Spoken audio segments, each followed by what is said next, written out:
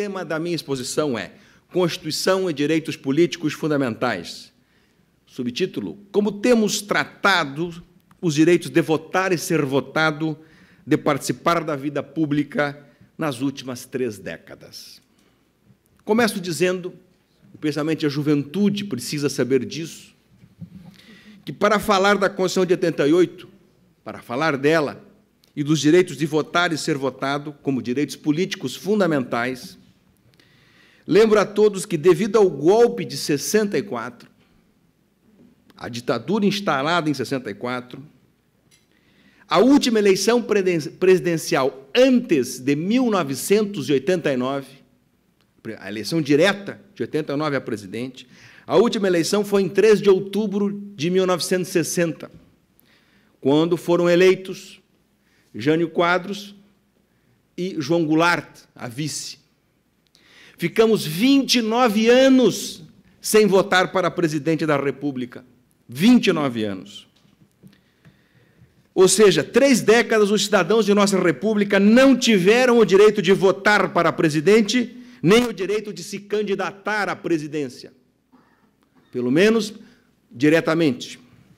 Os direitos políticos fundamentais de voto e candidatura à presidência eram negados pela ordem autoritária então vigente. E lembro-lhes mais, ficamos 22 anos sem podermos votar para governador dos estados e para prefeitos das capitais. Somente com a abertura política iniciada no governo Geisel, que restabeleceu-se a possibilidade de eleições para governadores na eleição de 15 de novembro de 82. Votamos para governadores dos 27 estados da federação e as 27 capitais tiveram eleição de prefeitos. Então, 22 anos nos foram tirados do direito de votar para governador, votar para prefeito, coisas que pós-88 temos feito com a máxima tranquilidade. A década de 80, e mais em 82, lembremos também que, embora tenha havido a abertura política e tínhamos lá em 82 o PMDB, então, o PT, o PDT e o PTB, como partidos de oposição, que foram importantes à eleição de 82 porque deram sustentáculo à eleição de Sarney em 85, por um partido de oposição, consolidando a abertura política e a transição democrática. A década de 80 fez retornar, pela abertura política ao povo, pela anistia, fez retornar as eleições gerais, na qual votamos para governador e prefeitos, como lhes disse. Ou seja, na década de 80, começamos a ter restituídas as liberdades políticas, paulatinamente, para algumas esferas do governo da federação, como lhes disse, para votar para governador e prefeito, no início da década de 80. Mas foi a Constituição de 88, de 5 de outubro, a balzaquiana Constituição, que fará 30 anos, sexta-feira, que inaugurou uma nova aurora no horizonte da democracia brasileira. Seu texto, o texto da Constituição vigente, consagrou a democracia, a federação, o Estado de Direito, a República, a separação de poderes com princípios constitucionais estruturantes de nossa ordem constitucional. E nela, na Constituição vigente, de forma inovadora, se consagrou um amplo catálogo de direitos fundamentais, que fora positivado topograficamente antes da especificação dos poderes verticais e horizontais da nossa arquitetura constitucional. Fizeram o assento normativo à Constituição vigente da postura filosófica democrática, resumida por Paulo Bonavides, o mestre dos mestres dos constitucionalistas brasileiros, ao dizer Paulo Bonavides que o Estado é para o homem e não o homem é para o Estado. Nessa trintenária Constituição, as liberdades políticas, como o pluralismo político ameaçado por essa polarização odiosa que estamos a ver de todos os lados da política nacional, o pluralismo político, a liberdade de associação partidária, de voto e candidatura, de livre manifestação do pensamento, de opinião e de comunicação, a liberdade de participar da coisa pública, seja por concurso público pelo mérito, por eleição das urnas ou por contratação pública, foram prodigalizadas com a Constituição de 88. O princípio democrático se fez sentir não só no plano da estatalidade, mas da socialidade. E víamos muito bem, e víamos com muita saúde democrática, até bem pouco tempo atrás. O direito de sufrágio fora consagrado como cláusula pétrea em nossa Constituição. No seu artigo 60, parágrafo 4º, inciso 2º, lá está, ao dizer que a Constituição poderá ser emendada, mas não será objeto de deliberação a proposta de emenda tendente a abolir o voto direto, secreto, universal e periódico. E aqui, entendamos que o sufrágio não se confunde somente com o voto, o direito de votar, mas também está ali o direito à candidatura, o direito fundamental de candidatar-se. Para essa Constituição foi tão importante isto que colocou-se um específico dispositivo para a proteção, para a protofundamentalidade protetiva deste direito, que é o direito de votar e de ser votado e de participar das coisas da nossa República. Pois bem, essa Constituição garantiu-se por ela a eleição direta para todos os cargos eletivos da República, todos, sem exceção. E eleições periódicas municipais, estaduais e nacionais, a cada 4 anos. Foi vedada a cassação de direitos políticos, que durante a ditadura 163 mandatos foram cassados em todo o país, especialmente de congressistas nacionais, 163 cassados. E regulou-se a perda e a suspensão temporária do seu exercício. No artigo 15 da Constituição, trata-se da suspensão ou da perda temporária dos direitos políticos. Foi estabelecido nessa Constituição, no capítulo 4º do título 2º, respeitante aos direitos políticos. Tem um título específico na Constituição sobre os direitos políticos. E se consagrou a forma de democracia direta, como o plebiscito, o referêndum e a iniciativa popular das leis. Faltando ainda, talvez, uma reforma da Constituição para estatuir, como as constituições estaduais no país estatuíram a possibilidade da emenda constitucional por iniciativa popular. Este ponto que talvez caberia uma reforma, mas jamais uma nova Constituição, como infelizmente defende os 2 candidatos líderes da eleição presidencial, a ideia de uma nova Assembleia Constituinte. E um deles, inclusive, defende a ideia de que uma comissão de notáveis poderá fazer a Constituição e submeter a um plebiscito, a um referêndum de aprovação popular. Lamentável isto, que tenhamos chegado a este ponto, de os 2 candidatos líderes antagônicos entre si, proporem a derrocada de uma Constituição que nos trouxe até aqui.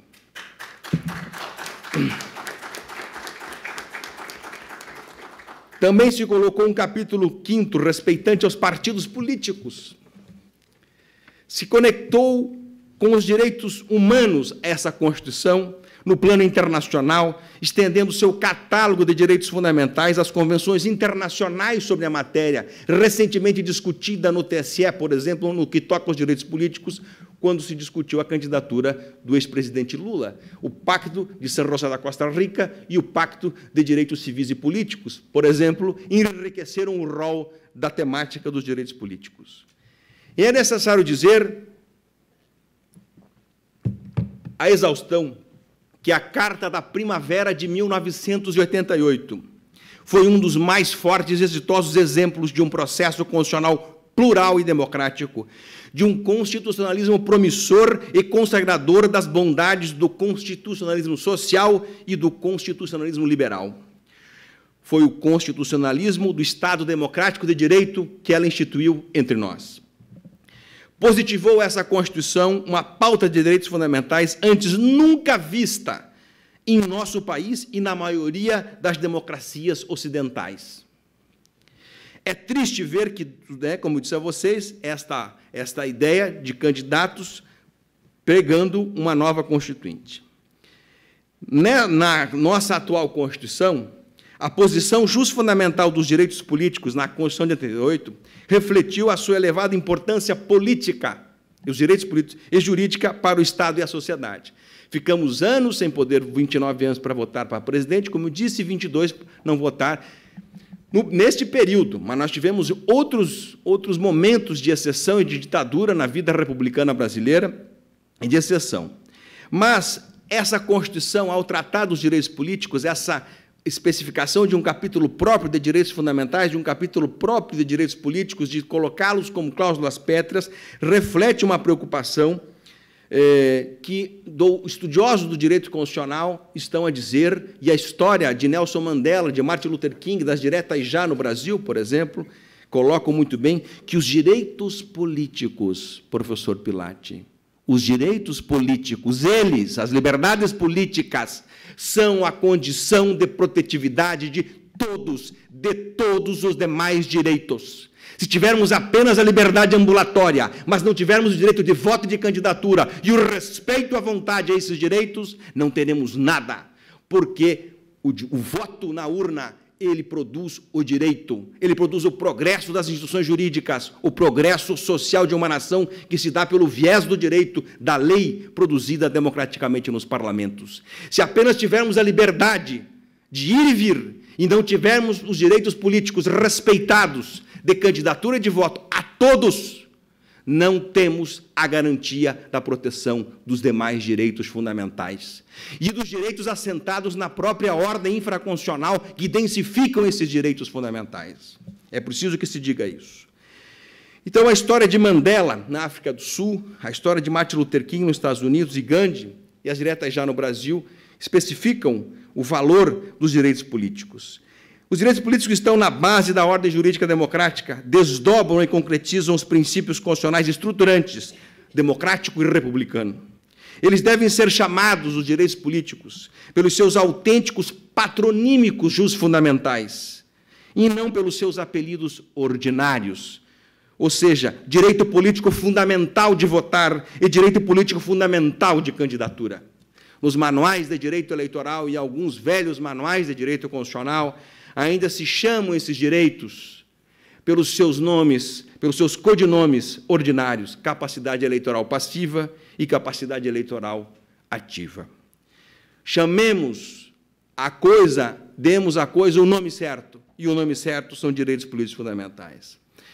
Por que fazemos esta crítica? Porque muitas vezes o nome de direito ordinário, dado a tais liberdades, não nos permite entrever que estamos a falar de direitos fundamentais, que, sobretudo, são cláusulas pétreas, e cláusulas pétreas para as quais há uma especial proteção, como disse a vocês, no artigo 60, parágrafo 4º, inciso 2º. Essas cláusulas tutelam direitos que desfrutam de uma singularidade protetiva contra roubos arbitrários de maiorias congressuais e mesmo populares, mas não têm conseguido segurar o poder judiciário eleitoral e, muitas vezes, a cúpula do Supremo Tribunal Federal, que tem violado esses direitos, não só na sua dimensão de votar e ser votado, mas de expressão do direito de liberdade de opinião e de comunicação. Tem as últimas decisões que temos visto, registram isso para a história. Quando tivermos 10, 15, 20 anos à frente, podemos julgar tudo isso com os olhos da razão e não da paixão. E aí veremos de que lado ficamos quando as arbitrariedades sobrevieram sobre o país. Onde estávamos quando a Constituição, num período democrático e ainda vigente, estava sendo paulatinamente golpeada no que toca aos direitos políticos fundamentais. Para trazer-lhes os direitos políticos, especialmente os direitos políticos fundamentais, eles justificam a fala do direito constitucional que afirma que os direitos e liberdades fundamentais são trunfos diante das maiorias. Trunfos diante das maiorias. Os direitos fundamentais retiram as decisões majoritárias congressuais ou populares ou plebiscitárias, retiram a possibilidade de decisão que venham a destruí-los, que venham a mitigá-los, que venham a minorá-los.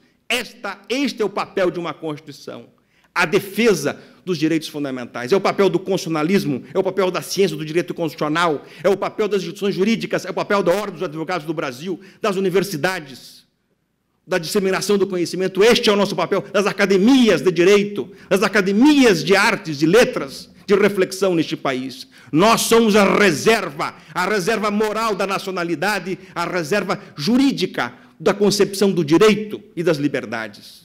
Precisamos reagir reagir, porque estamos a perigo. Para trazer-lhes a importância do direito político de voto e de candidatura, que temos tratado tão mal que o TSE não permitiu, por questões burocráticas menores, que 3.800.000 pessoas não possam votar na eleição por uma questão burocrática. E lembro que um dos melhores discursos que especificam o valor dos direitos fundamentais, quero trazer a vocês, quero trazer a voz de Martin Luther King, as suas palavras, pela minha voz. Martin Luther King, em 17 de maio de 1957, para mim, que é o mais importante discurso dele, mais do que o I Have a Dream, ele se dirige à Casa Branca, ao Congresso norte-americano, num discurso intitulado pela história Deixe-nos Votar. Que quem assistiu Mississippi em Chamas, que quem assistiu Selma, que quem gosta da história, dos temas raciais, da evolução dos direitos civis dos Estados Unidos, na Europa, no mundo, não deve deixar de assistir. Cito o filme especialmente para a juventude que está aqui. Quem sabe disso sabe dos problemas que os negros enfrentaram nos Estados Unidos na década de 60, 50 e 40, e sempre enfrentaram, mas Luther King vai nesse discurso e diz o seguinte, e tomo o discurso dele para mostrar-lhes o quão importante é isso. Diz ele o seguinte, naquele momento histórico importante, todos os métodos conspiratórios estão sendo utilizados para impedir que os negros se registrem como eleitores. A negação desse direito sagrado é uma trágica traição aos mais altos princípios de nossa tradição democrática.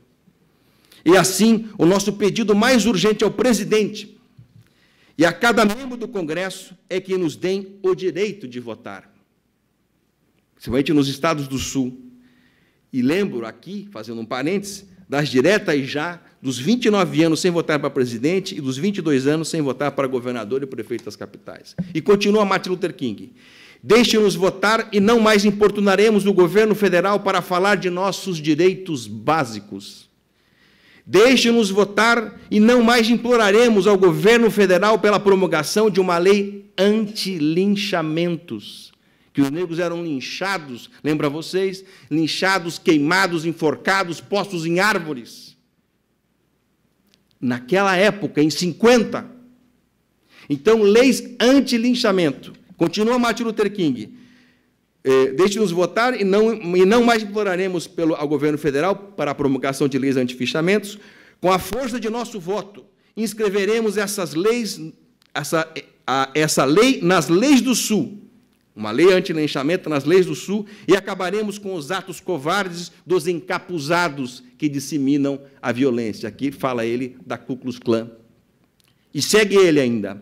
Deixe-nos votar e transformaremos as más ações visíveis de multidões sanguinárias na calculada boa ação de pacatos cidadãos.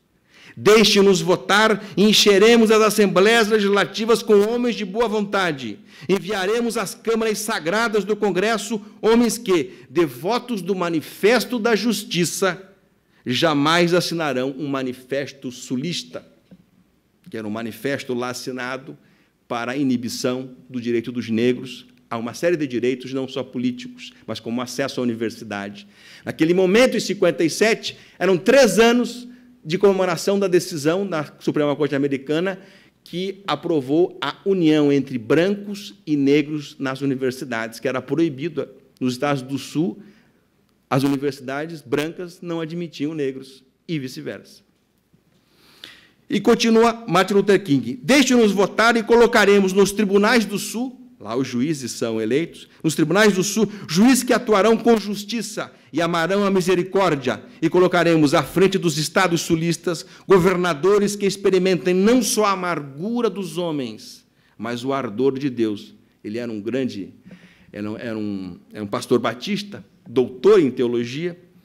E, para finalizar, deixe-nos votar e implementaremos com calma e não violência, sem rancor ou ressentimento, a decisão da Suprema Corte de 17 de maio de 54, que era a decisão de integração racial nas universidades. Pois bem, esse é um trecho de um discurso que é importante para justificar o valor, e tomo o exemplo de Nelson Mandela. Nelson Mandela é solto na década de 90, meus colegas que estão aqui já ouviram dizer isso várias vezes, é solto na década de 90, depois de 27 anos de prisão. Enquanto Mandela esteve em toda a história da África do Sul, nenhum negro votava, nenhum negro tinha o direito de candidatura. Os negros eram excluídos do alistamento eleitoral. Negro porque a legislação proibia. A legislação proibia o casamento entre pessoas de raças diferentes, entre brancos e negros, e outras restrições mais. Mas, com a soltura de Mandela, o país se reconstitucionaliza.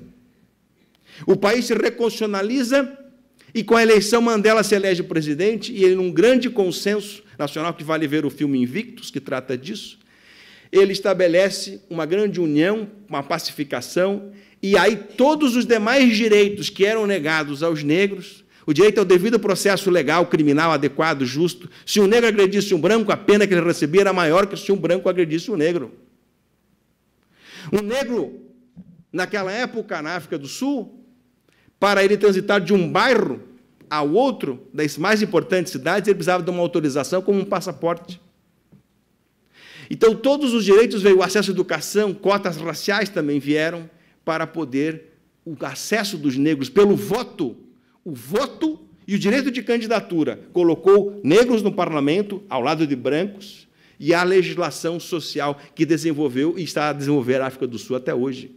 E nós também.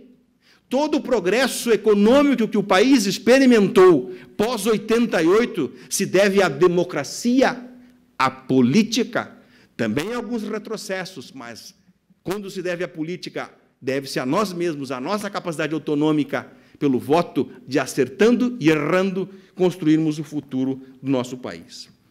Pois bem, como temos tratado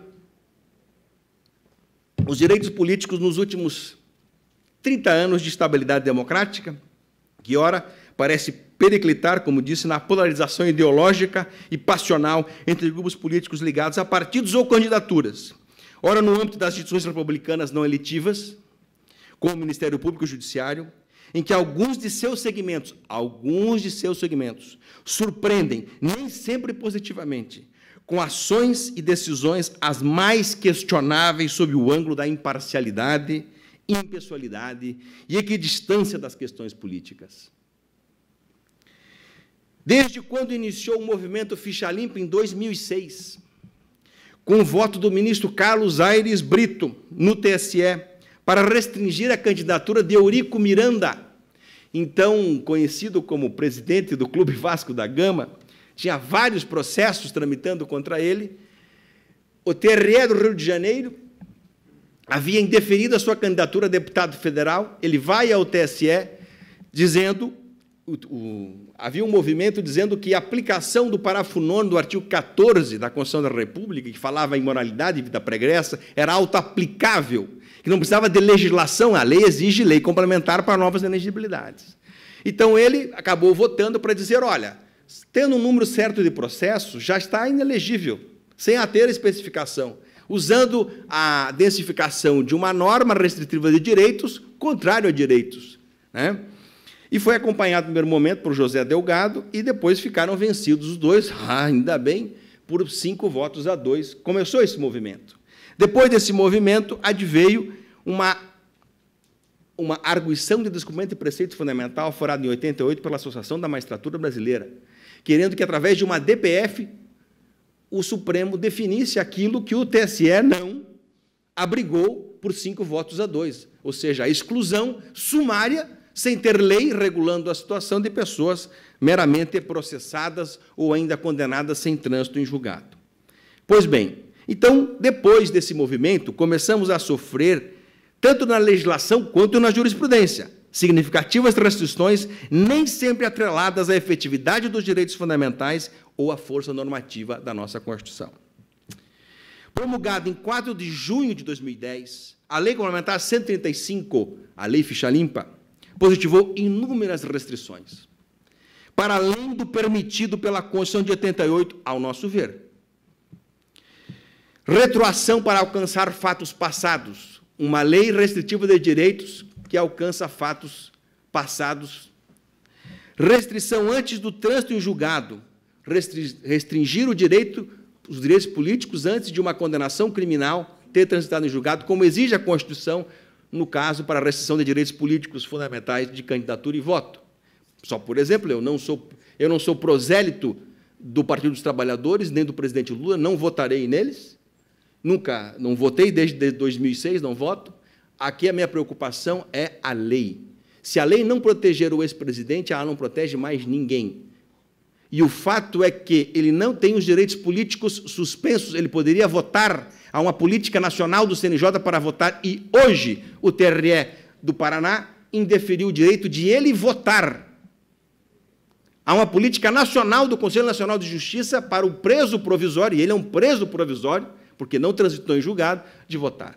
Então, aqui estou a reclamar aqui o cumprimento da lei e da Constituição. Não estou a defender, não tenho mandato para defender o PT ou o presidente Lula, mas o meu dever cívico, como homem, como advogado, como cidadão e como professor de Direito Constitucional e Eleitoral, é defender a rigidez das nossas leis democráticas. Então, outra questão são a exceção ao princípio da jurisdicionalidade da restrição dos direitos políticos fundamentais. Esta lei era tão absurda que uma demissão em processo disciplinar feito por qualquer nível da federação torna alguém inelegível. A demissão, a retirada do Conselho Profissional da OAB porque não pagou as anuidades, torna a pessoa inelegível. Isso não tem nada a ver com vida pregressa. Eu não paguei por 3 anos consecutivos, eu sou excluído do Conselho da OAB. E eu estou inelegível. Eu sou alcoólatra e servidor público, e sou demitido, eu estou inelegível. Qualquer demissão do serviço público, não interessa a razão se ligada a questões de moralidade administrativa ou não, leva à demissão. É isto que esta lei nos trouxe, a possibilidade da instrumentalização da administração pública para, como cavalo de Troia, acabar com aqueles indivíduos que são indesejáveis na administração pública. O ficha, outra coisa, o estabelecimento de inegibilidades com tempo para começar, mas não para acabar. É a inegibilidade processual, como nos diz Adriano Soares da Costa. Você é condenado em 2º grau, como é o caso do atual presidente, do ex-presidente Lula. Ele foi condenado pelo TRF-4, está inelegível. Enquanto ele estiver recorrendo, ele está inelegível. Depois que acabou os recursos, durante a pena, que são 12 anos, ele está inelegível. Depois que acabou a pena, tem mais 8 anos de inegibilidade. Então, o ônus de recorrer, que é um direito, virou um ônus. E vai lá, podemos ficar até 30 anos inelegível. Nem Hitler, nem Mussolini, nem Franco, nem Getúlio Vargas jamais imaginaram uma lei de tamanha eficácia de exclusão da política sem a necessidade de baionetas, de canhões e de sangue. O ficha-limpismo, como temos insistido, ao lado de autores como Adriano Soares, Neverton Guedes, Marcelo Peregrino e Enéida Desirê Salgado, o ficha-limpismo impõe um perfeccionismo moral sobre o voto e a candidatura, condenado por intelectuais como Karl Popper na obra A Sociedade Aberta e Seus Inimigos. Esse perfeccionismo moral, de certo modo excludente e elitista, tem vitimado os direitos políticos fundamentais de voto e candidatura, em parte fazendo dos juízes eleitorais juízes de Platão, que agora podem decidir, em nome dos eleitores, quem dirigirá as cidades, o Estado e até o país. E mesmo o que os eleitores poderão ou não ouvir no processo de direito eleitoral. Bem, aqui a minha própria contagem já fez, como acabou o meu tempo, pelo Rogério, ele estava me dando mais 5 minutos, o meu timer aqui está me roubando o tempo, né? Mas eu quero concluir dizendo o seguinte, que esta política de como temos tratado os direitos políticos fundamentais, nós temos infantilizado o eleitor, demonizado a política e criminalizado as candidaturas, com um discurso fantasiado de sacro combate à corrupção sem escrúpulos constitucionais, com a filosofia dos filmes policiais norte-americanos. Para combater o crime, mesmo crimes podem ser cometidos por aqueles que devem combatê-lo. Muito obrigado.